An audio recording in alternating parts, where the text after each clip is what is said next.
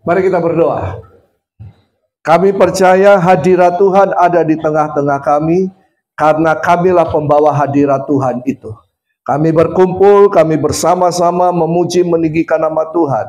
Kami berkumpul bersama-sama berfellowship pada siang hari ini. Kami merayakan kenaikan-Mu dan juga akan kedatangan-Mu kali kedua. Tuhan memberkati persekutuan kami, gathering kami pada pagi siang hari ini, dan kami percaya kuasa-Mu terus bekerja di tengah-tengah kami. Kuasa-Mu akan menyatakan kehendak-Mu, kerajaan-Mu, mujizat-Mu, pemulihan dan segala sesuatu di tengah-tengah kami. Kami percaya firman-Mu ketika disampaikan, firman-Mu akan bekerja dalam kehidupan kami, memulihkan kami, memperbaharui kami, bahkan mengubah pola pikir kami dan hidup kami dalam rencana dan tujuan dan kehendak-Mu. Terima kasih Tuhan, berfirman-Lah dan biarlah hamba-Mu bisa menyampaikan isi hati-Mu dengan bahasa yang sederhana, yang bisa dimengerti oleh umat-Mu. Diberkati kebenaran firman-Mu, pengurapan-Mu ada di tempat ini. Dalam nama Tuhan Yesus Kristus. Yang percaya katakan, amin. Haleluya. Oke, hari ini kita memperingati kenaikan Tuhan Yesus. Kita percaya bahwa Yesus telah naik, Dia ada di sorga. Amin. Dan Dia bukan tinggal selama-lamanya di sorga, tetapi Dia akan datang kali kedua, second coming, untuk menjemput kita, para saleh-salehnya. Katakan kiri kananmu, Tuhan Yesus pasti akan datang lagi. Makanya tema khotbah kita pada hari ini berlaku secara rock internasional, to heaven and back, ya, to heaven and back, ke sorga dan kemudian kembali lagi.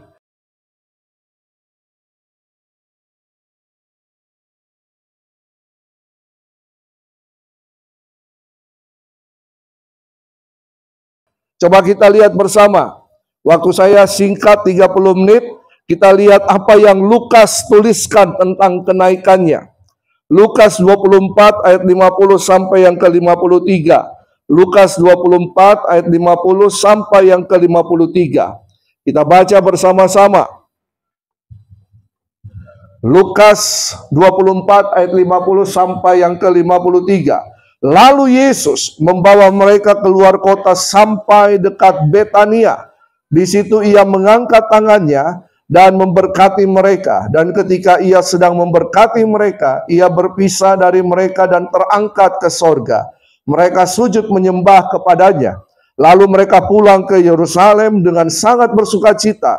Mereka senantiasa berada di dalam bait Allah dan memuliakan Allah.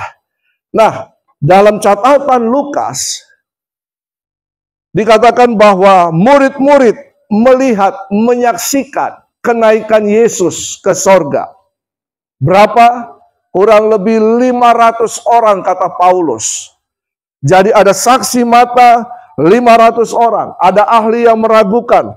Tapi Paulus menyatakan bahwa ada 500 orang.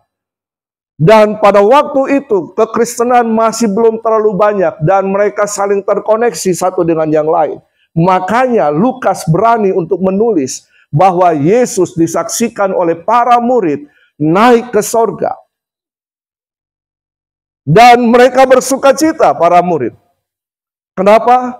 Karena ini.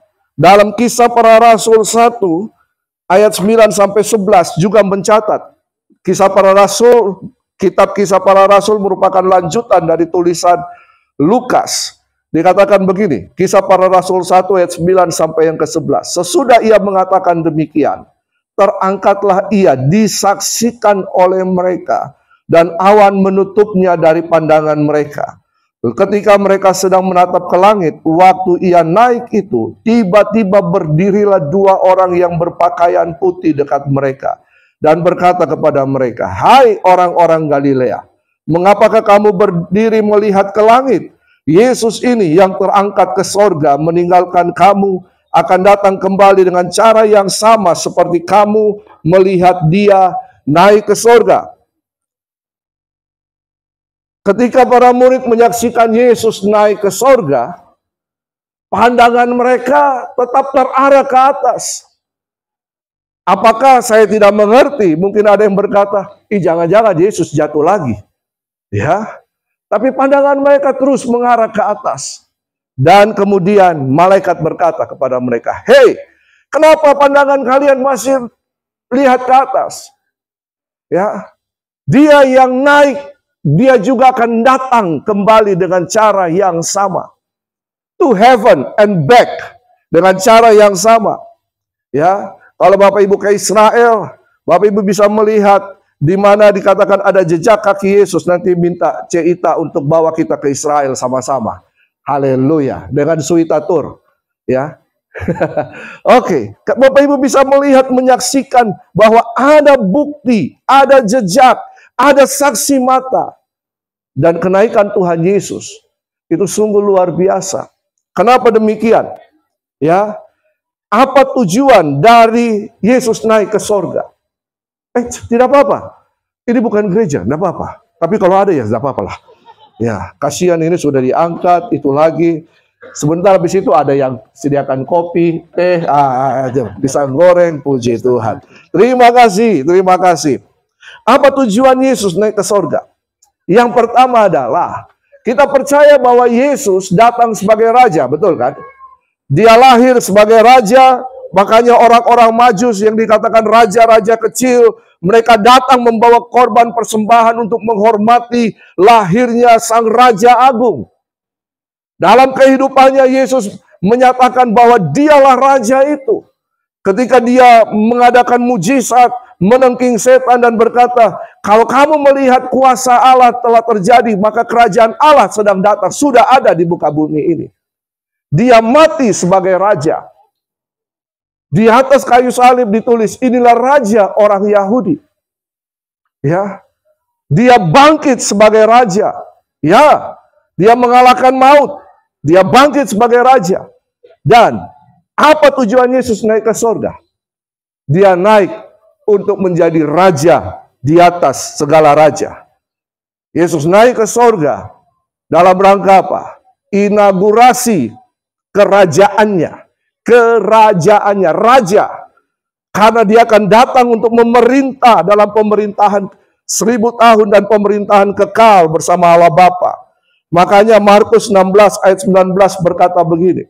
Sesudah Tuhan Yesus berbicara, Markus 16 ayat 19. Sesudah Tuhan Yesus berbicara demikian kepada mereka, terangkatlah ia ke sorga. Markus juga menuliskan, lalu duduk di sebelah kanan Allah. Duduk di sebelah kanan Allah itu bukan berbicara posisi kiri, posisi kanan. Tidak demikian. Duduk di sebelah kanan Allah berarti begini. Allah menyatakan bahwa mari kita memerintah bersama-sama. Terjadi pemerintahan bersama. Yesus dilantik sebagai raja untuk memerintah. Ya, tujuan Yesus naik ke sorga, inaugurasi pelantikan Yesus sebagai raja kekal. Ya. Nah, Kisah Para Rasul 2 ayat 34 sampai 36 juga menyatakan, sebab bukan Daud yang naik ke sorga, malahan Daud sendiri berkata, Tuhan telah berfirman kepada Tuanku, duduklah di sebelah kananku, sampai kubuat musuh-musuhmu menjadi tumpuan kakimu. Jadi seluruh kaum Israel harus tahu dengan pasti, bahwa Allah telah membuat Yesus yang kamu salibkan itu menjadi apa? Tuhan dan Kristus. Lukas juga mencatat ketika Yesus lahir, telah datang, telah hadir dalam dunia, juru selamat, yaitu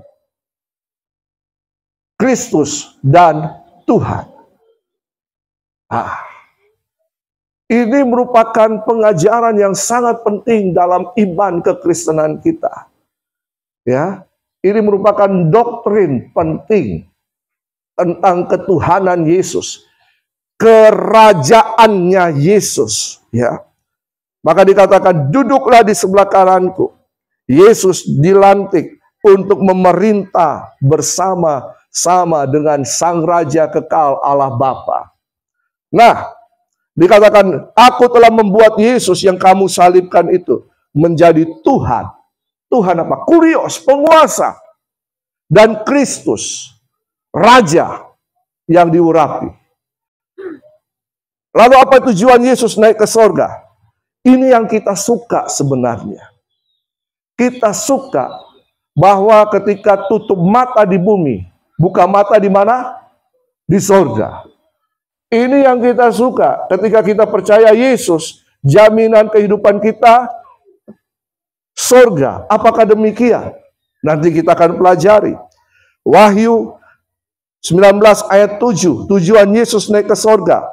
Untuk apa? Mempersiapkan perkawinan anak domba. Dan apa? Pemberian mahkota. Pengadilan Kristus. Coba kita lihat bersama. Wahyu 19 ayat 7. Marilah kita bersuka cita dan bersorak-sorai dan memuliakan Dia.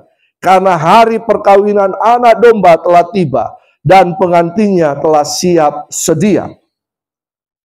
Kita adalah mempelai Kristus. Amin.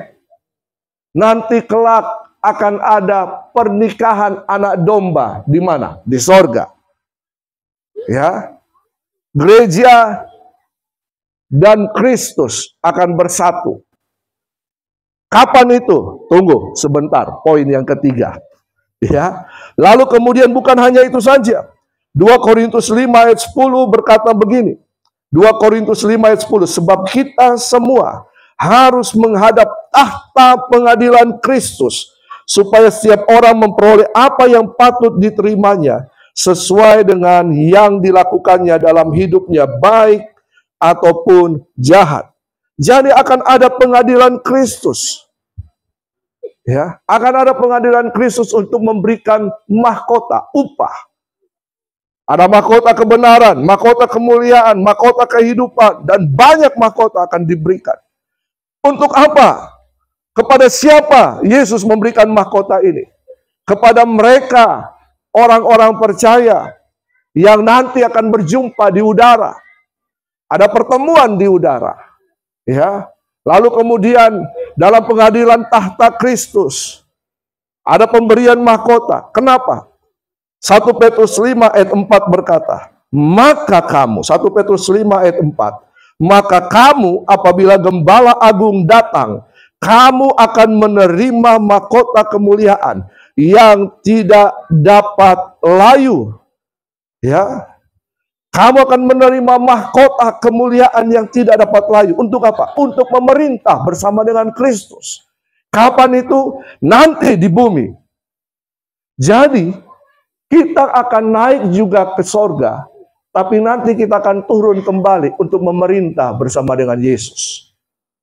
Makanya Yohanes 14 berkata, aku akan pergi ke Bapa untuk menyediakan tempat bagimu. Tempat ini bukan tempat yang kekal untuk selama-lamanya kita ada di sana. Tempat ini hanya sementara untuk apa? Mempersiapkan pernikahan dan kemudian pengadilan Kristus. Nah, lalu kemudian ya, kita akan berbicara tentang kapan ini terjadi. Kapan pernikahan dan kemudian pemberian mahkota ini terjadi. Itu akan terjadi pada waktu kapan? Ketika Yesus datang kali kedua. Second coming. Ya, second coming ini, kedatangan Yesus kali kedua ini ada dua fase di dalamnya. Nah, Bapak Ibu tadi kan dari rumah kan ke tempat ini, betul kan? Betul apa betul? Apakah akan selama-lamanya tinggal di sini? Ya, kecuali kita dikasih tanah di sini untuk bangun rumah mungkin ya. Tapi kan kita akan kembali lagi ke rumah kita kan? Betul kan? Atau ada yang tidak mau kembali ke rumah masing-masing? Ada yang mau tinggal di sini? Tidak ada kan? Semuanya pada mau kembali. Nah, begitu juga kita kehidupan orang percaya. Jadi, Yesus naik, dia akan turun kembali. Fase yang pertama dalam kedatangan Yesus kali kedua, kita lihat bersama-sama. 1 Tesalonika 4 ayat 16 sampai 17. 1 Tesalonika 4 ayat 16 sampai 17. Sebab pada waktu tanda diberi, yaitu pada waktu penghulu malaikat berseru dan sangkakala Allah berbunyi, maka Tuhan sendiri akan turun dari sorga, dan mereka yang mati dalam Kristus akan lebih dahulu bangkit. Sesudah itu kita yang hidup, yang masih tinggal, akan diangkat bersama-sama dengan mereka dalam awan menyongsong Tuhan di angkasa. Demikianlah kita akan selama-lamanya bersama-sama dengan Tuhan. Jadi kedatangan Yesus kali kedua dalam fase yang pertama adalah menjemput para saleh-salehnya. Siapa saleh-salehnya? Adalah orang-orang yang percaya, yang memelihara iman sampai pada akhir. Katakan kiri kanan, kamu orang percaya, pelihara imanmu. Apa yang terjadi pada waktu kedatangan Yesus? Fase pertama, Yesus ada di udara, di awan-awan. Makanya ada lagu Pantekosta dulu-dulu, betul kan? Ada pertemuan di udara, pertemuan yang manis. Saya rindu bertemu ke sana, jauh di udara. Kapan itu terjadi? Ya ini. Ketika Yesus datang kali kedua fase pertama, apa yang terjadi? Kubur-kubur terbuka. Orang-orang yang mati di dalam Tuhan, yang beristirahat dari jerih lelah mereka, kata Wahyu, mereka akan dibangkitkan. Lalu bertemu Kristus, Sang Raja, Sang Mempelai, di mana? Di awan-awan. Lalu apa lagi? Ada yang kita kenal dengan rapture, ya kan? Apa itu rapture? Pengangkatan. Nah, kapan itu terjadi? Setelah orang-orang mati, kubur-kuburnya terbuka, lalu kemudian kita yang masih hidup,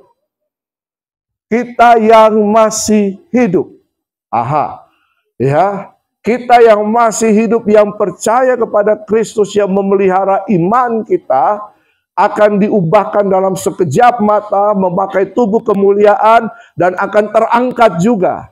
Ada pertemuan di udara. Paulus menjelaskan demikian.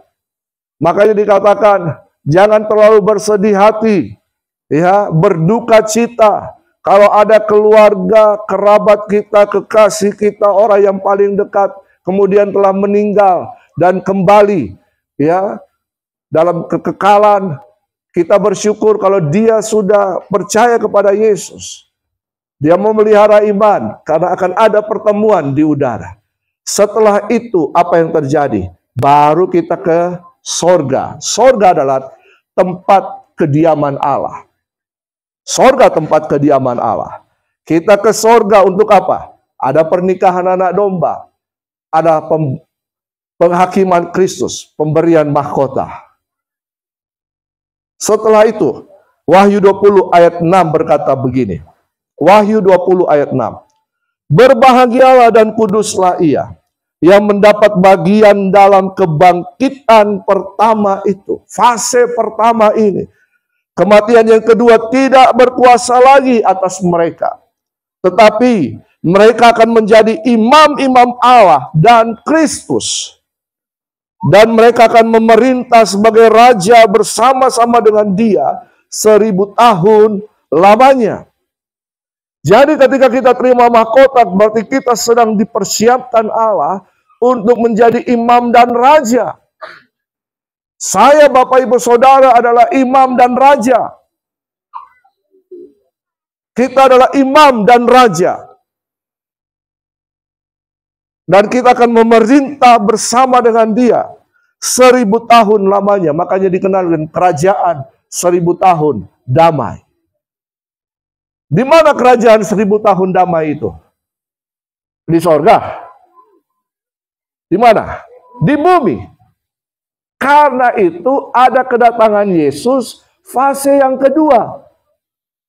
Fase yang kedua itu untuk apa? Setelah ada perkawinan anak domba, kita terima mahkota, maka Yesus turun. Sakaria menyatakan menjejakkan kaki kembali di Bukit Zaitun. Bersama siapa? Bersama orang kudusnya. Coba kita lihat bersama. Kedatangan Yesus kali kedua, fase yang kedua. Sakaria 14 ayat 4 sampai 5 dan 9. Sakaria 14 ayat 4 sampai 5 dan 9. Pada waktu itu kakinya akan berjejak di Bukit Zaitun yang terletak di depan Yerusalem, di sebelah timur. Bukit Zaitun itu akan terbelah dua dari timur ke barat, sehingga terjadi suatu lembah yang sangat besar. Setengah dari bukit itu akan bergeser ke utara dan setengahnya lagi ke selatan. Maka tertutuplah lembah gunung-gunungku, sebab lembah gunung itu akan menyentuh sisi-sisinya. Dan kamu akan melarikan diri seperti kamu pernah melarikan diri oleh karena gempa bumi pada zaman Usia Raja Yehuda. Lalu Tuhan Allah akan datang dan semua orang kudus bersama-sama Dia. Amin. Amin. Saya Bapak Ibu Saudara yang terangkat ke sorga, menerima mahkota, akan turun kembali bersama dengan Dia. Ayat 9, maka Tuhan akan menjadi raja atas seluruh bumi. Pada waktu itu Tuhan adalah satu-satunya dan namanya satu-satunya. Berarti kita yang masuk surga akan turun kembali to heaven and back. Ya, jadi kalau ada pengajaran nanti percaya Yesus, terima Yesus, nanti mati masuk surga. Ya, itu baik, itu benar sebagian. Kita tidak akan tinggal selama-lamanya di surga. Itu benar sebagian. Ya, sebagiannya adalah kita akan turun kembali ke bumi ini bersama dengan Kristus Sang Raja untuk memerintah 1000 tahun lamanya. Dan kemudian apa yang terjadi setelah 1000 tahun pemerintahan terjadi? Iblis akan dilepas, akan terjadi perang Gog Magog, perang terakhir. Ya, lalu kemudian iblis dikalahkan bersama pengikutnya. Neraka bukan tempat untuk manusia. Neraka itu tempat untuk iblis. Tapi ada manusia yang menyerupai iblis. Manusia yang kesetanan, nah akan ikut juga di situ. Ya. Lalu kemudian tahta putih besar, pengadilan tahta putih besar. Orang-orang mati dimanapun di seluruh dunia. Ada yang mati di udara, ada yang mati di atas gunung, di lembah, di sungai, di laut, dimanapun. Mungkin di laut sudah dimakan ikan, ya sudah tidak ada jasadnya lagi. Mungkin ada yang dibakar, terbakar, tapi semuanya akan dibangkitkan. Semuanya akan dibangkitkan untuk masuk dalam pengadilan tahta putih besar. Orang-orang mati ini semuanya yang tidak ikut dalam kebangkitan yang pertama, mereka semuanya akan dibangkitkan. Lalu kemudian apa yang terjadi? Mereka akan disidang, mereka akan dihakimi menurut kitab-kitab yang ada. Lalu kemudian ada satu kitab, namanya kitab kehidupan. Buku kehidupan. Walaupun mereka sudah lolos dalam buku-buku, dalam kitab-kitab ini, tapi ada satu yang menentukan. Kalau namanya tidak ada dalam kitab kehidupan, goodbye my love. Masuk dalam kematian kekal selama-lamanya. Dan mereka yang ada namanya dalam kitab kehidupan, bersama-sama kita yang kemudian turun untuk memerintah bersama dengan Kristus, akan masuk dalam langit dan bumi baru. Pemerintahan kekal kerajaan Allah. Sorga akan turun ke bumi. To heaven and back. Ini doktrin kita. Makanya kita punya pengharapan yang pasti di dalam Kristus Yesus. Kita punya keyakinan yang teguh di dalam Kristus Yesus. Yesus tidak meninggalkan kita sendirian. Dia tidak naik seperti penglihatan para murid-murid menanti Kapan Yesus akan datang lagi? Ya, menurut Kos Plus mungkin lusa atau di hari lain. Ya, tapi kedatangan Yesus pasti. Kapan itu? Kita tidak tahu waktunya, tapi kita sedang mengarah ke sana. Ya, kita akan masuk, ya kita percaya, Iban GBI, ada yang mempercayai bahwa kita akan masuk, kita tidak akan masuk dalam tribulasi. Tapi ada yang berkata kita akan masuk dalam tribulasi pertama, baru kemudian kita terangkat. Ya, terserah. Apapun itu, yang penting kita harus siap sedia. Ya, kapan Yesus kembali, kita tidak tahu, tapi kita harus bersiap sedia. Tapi ini yang menjadi penghiburan kita. Alkitab mencatat, ada janjinya. Ada janjinya ya dan amin. Janji Tuhan itu pasti dan terpercaya. Dia akan datang kembali. Dia naik, dia akan datang kembali dengan cara yang sama. Malaikat menyaksikannya. Murid-murid menyaksikannya. Mendengarkannya. Tapi ada satu janji. Ketika dia naik ke sorga, dia tidak membiarkan kita orang percaya sendirian. Dia tidak membiarkan kita yatim piatu. Tapi dia memberikan penolong yang lain. Siapa itu? Roh Kudus. Makanya ketika ia naik, dia mengutus Roh Kudus. Dalam pembicaraan Tritunggal, kita tidak memahami pengajaran oneness. Ya, oneness itu apa? Bapa di sorga, kemudian jadi Yesus berinkarnasi, kemudian mati bangkit, naik turun lagi jadi Roh Kudus. Tidak seperti itu. Ya, kita percaya Bapa di sorga, Bapa kemudian berfirman. Firman ini menjadi manusia. Diam di tengah-tengah kita. Firman itulah Yesus Kristus. Kita percaya Yesus itu sungguh-sungguh manusia. Dia sungguh-sungguh Allah. Dalam kemanusiaannya ada keilahian sang firman itu. Ya. Lalu kemudian ketika Yesus naik, firman kembali kepada Bapa. Roh Bapa, Roh Kudus, Roh Yesus kemudian diutus ke dunia. Makanya Yohanes 16 ayat 7 berkata demikian. Yohanes 16 ayat 7.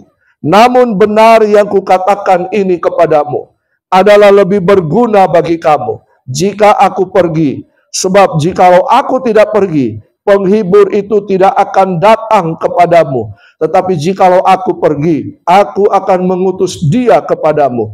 Dan kalau ia datang, ia akan menginsafkan dunia akan dosa, kebenaran dan penghakiman. Akan dosa, karena mereka tetap tidak percaya kepadaku akan kebenaran. Karena aku pergi kepada Bapa dan kamu tidak melihat aku lagi. Akan penghakiman, karena penguasa dunia ini telah dihukum. Yesus berkata kepada para murid, adalah lebih baik kalau saya pergi kembali kepada Bapa, supaya Roh Kudus dicurahkan. Mungkin bagi kita adalah lebih baik kalau Yesus tetap ada di muka bumi ini. Betul kan? Betul apa betul? Kalau kita ada masalah, kita datangi Yesus, ya minta didoakan, ditumpang tangan, disembuhkan, dipulihkan. Betul kan? Tapi bayangkan, seandainya Yesus itu ada di mana? Yesus tinggal di Yerusalem, di Israel. Penduduk bumi sekarang berapa orang? Halo? Ini kuis. Berapa orang penduduk bumi? Ya? 8 miliar. Berapa orang? 7 miliar. 7 miliar 23 orang. Tadi bertambah, Pak. Ada lahir lagi 5. Kita tidak tahu, betul kan? Banyak. 7 miliar itu yang dikena sensus. Ya. Iya, baru mati lagi 2. Ya. Detik ini pun ada pertambahan, ada pengurangan. Iya kan? Seandainya 7 miliar saja semuanya berbondong-bondong ke Israel pakai suita. Kita antri ketemu Yesus itu kapan? Iya toh? Coba pikir.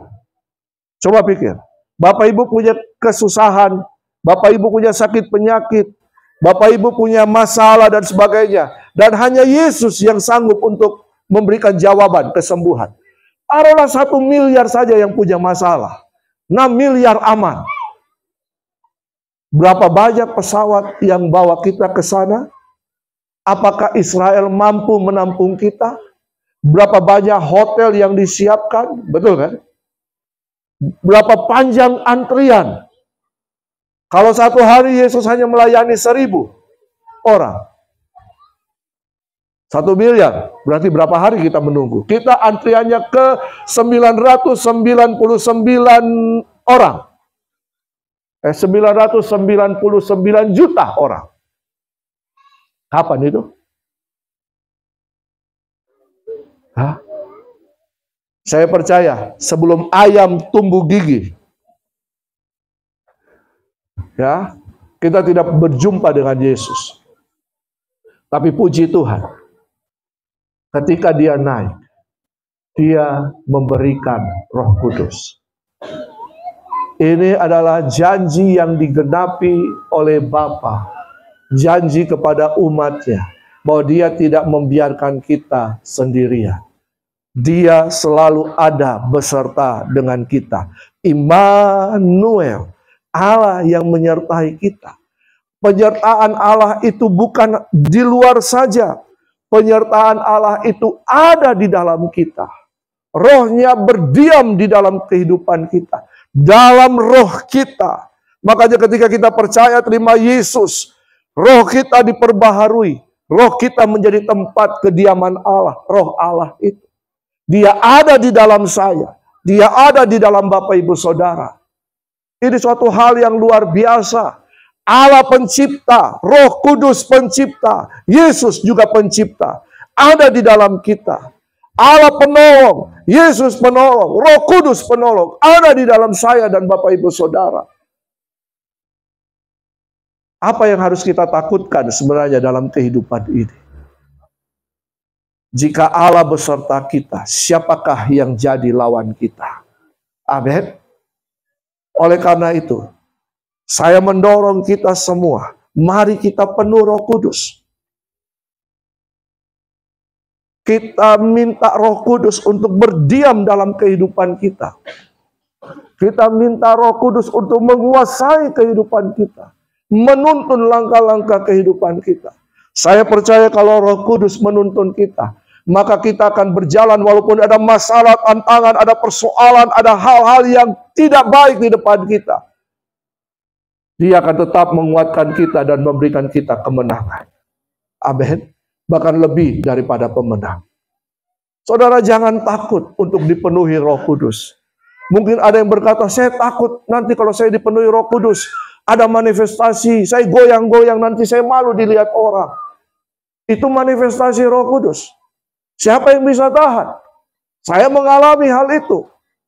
Ya, mungkin karena banyak pengajaran hari-hari ini bahwa jangan berbahasa lidah, jangan berkarunia lidah. Karena apa? Itu bahasa setan, bahaya. Hei, siapa bilang itu bahasa setan? Baca 1 Korintus 14 ayat 4. Kenapa kita harus berkarunia lidah?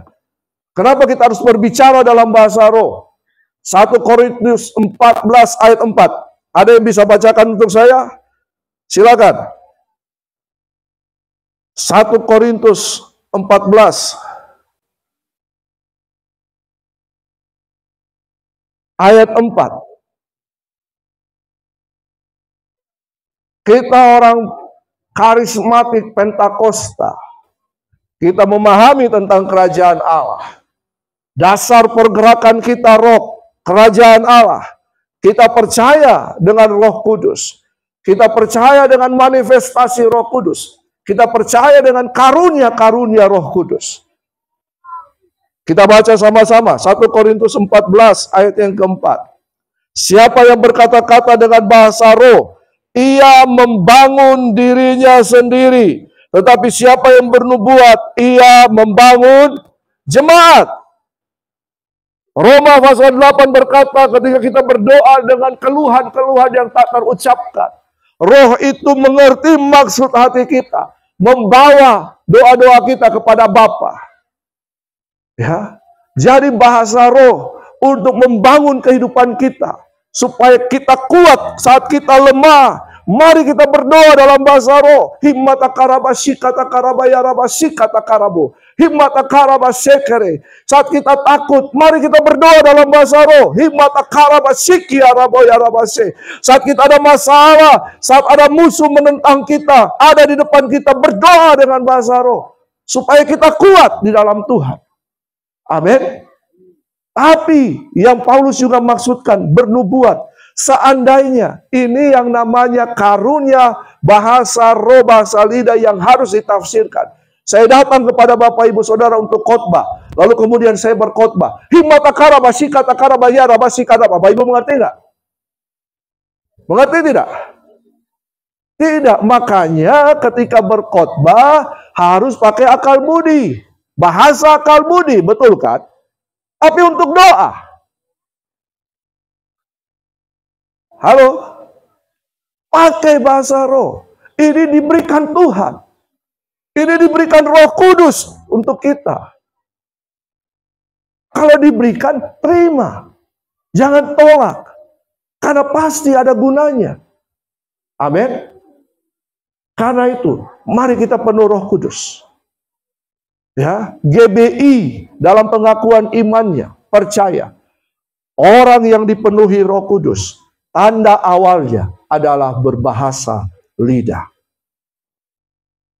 Terserah aliran-aliran yang lain. Tapi GBI percaya orang yang dipenuhi Roh Kudus, tanda awalnya adalah berbahasa lidah di samping tanda-tanda yang lain. Tapi bukan poin itu yang saya utamakan. Poinnya adalah ketika Yesus naik ke sorga, Dia memberikan Roh Kudus dalam kehidupan kita. Karena itu Bapak Ibu Saudara, mari kita penuh Roh Kudus. Mari penuh Roh Kudus.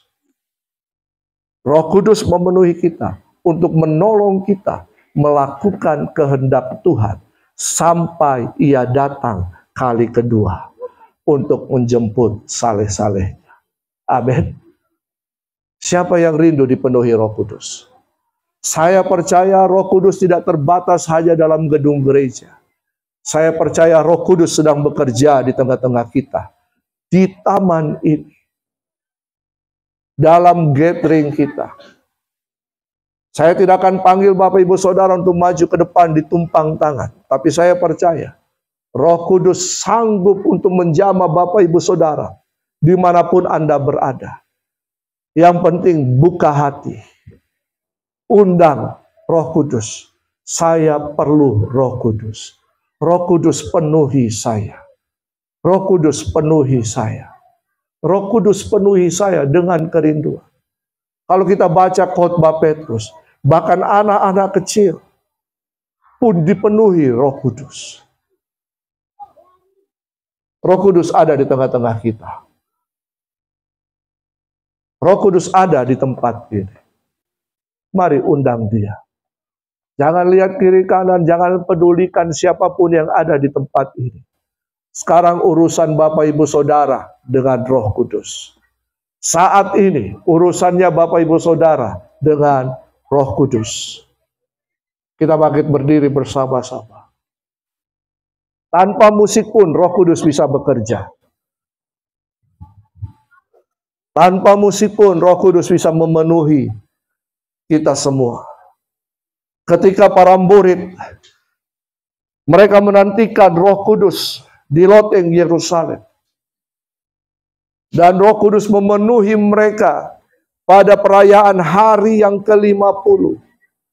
Makanya kita sebut hari Pentakosta, hari perayaan yang ke-50 adalah hari penuaian, bukan hari pencurahan Roh Kudus. Tapi pada waktu itu, ketika mereka ada di loteng Yerusalem, mereka dipenuhi Roh Kudus. Apa yang terjadi? Mereka diberikan kuasa yang luar biasa. Siapa Petrus? Petrus orang yang menyangkal Yesus, yang meninggalkan Yesus, yang membuang Yesus. Tapi ketika dia bertobat, dipenuhi Roh Kudus. Sekali dia berkhotbah, kuasa Tuhan bekerja, 3.000 orang bertobat. Ada tanda-tanda heran dan mujizat Tuhan. Saya tidak menawarkan tanda-tanda heran dan mujizat ini. Saya menawarkan pribadi Roh Kudus. Terima Roh Kudus. Terima Roh Kudus. Jangan takut. Mungkin nanti ada dorongan yang keluar dari perut Bapak Ibu ke atas sebagai nyanyian pujian. Keluarkan itu. Mungkin Bapak Ibu akan merasakan ada hembusan angin seperti yang dirasakan oleh para murid. Terima saja. Mungkin akan ada seperti aliran-aliran listrik yang tiba-tiba masuk dalam kehidupan Bapak Ibu. Terima saja. Jangan keraskan hatimu, buka hatimu. Saya percaya Roh Kudus ada di tempat ini. Mari, Bapak Ibu Saudara, minta Roh Kudus tolong saya. Roh Kudus penuhi saya. Roh Kudus penuhi saya. Oh rabashika takarabaya rabashika. Siapapun di tempat ini, mari minta Roh Kudus. Oh rabashika rabaya rabaya rabashika. Tidak usah lihat orang lain. Sekarang urusannya Bapak Ibu Saudara pribadi dengan Roh Kudus. Biarkan orang lain. Biarkan orang lain dengan pengalamannya bersama Roh Kudus. Orabashika bakarabaya rabashika. Roh Kudus, kami perlu Engkau. Penuhi kami. Penuhi kami. Katakan penuhi saya. Orabashika bakarabaya rabashika. Hibatakara bashika takarabaya rabashika. Hiaratakara bashika rabaya rabaya. Anak-anak muda datang pada Roh Kudus. Minta. Jangan cuma tertawa di situ. Mengabaikan Roh Kudus. Rabashika takarabaya rabashika. Hiarabatakara rabashika. Yes. Saya melihat beberapa sedang dilawat oleh Roh Kudus. Yes. Yes. Penuh Roh Kudus.